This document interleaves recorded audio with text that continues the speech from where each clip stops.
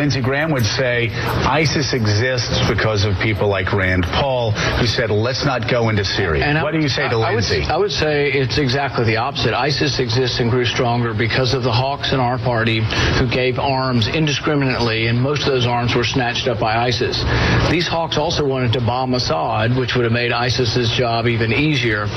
They created these people. ISIS is all over Libya because these same hawks in my party loved Hillary Clinton's war in Libya. They just wanted more of it.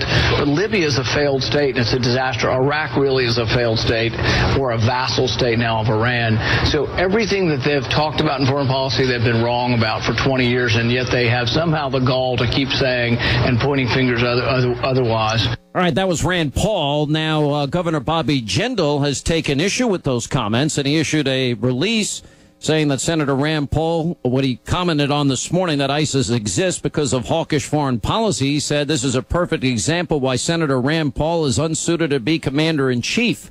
So the battle begins. Joining us now, 25 now till the top of the hour, is the governor of the great state of Louisiana, Bobby Jindal. How are you?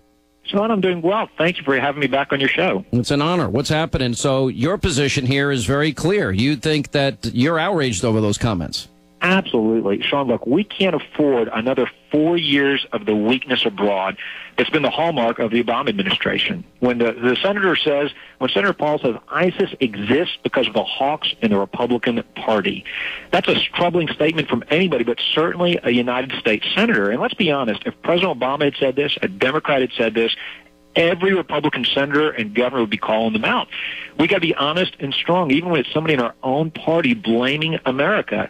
I hope he doesn't mean what he said. If he does, he's actually to the left of President Obama. I don't even think Hillary Clinton would do something like that. I don't think we should be blaming America first. That's what President Obama's done for over 6 years now. ISIS exists for the same reason that evil exists in the world. It is evil. It's not just a force that opposes America. This is a part of radical Islam. We've got to confront it. We've got to destroy it. It wasn't created by America. It wasn't created by foreign policy hawks in the Republican Party. This is just, in my mind, it's reckless rhetoric, especially from somebody who wants to be taken seriously as a presidential candidate. But there's a bigger point here beyond this senator. It's time for moral clarity and truth and honesty. We've got a president right now who won't admit that radical Islam is a serious threat, failing his responsibility to stamp it out. Evil is not repelled by weakness. Evil is repelled by strength.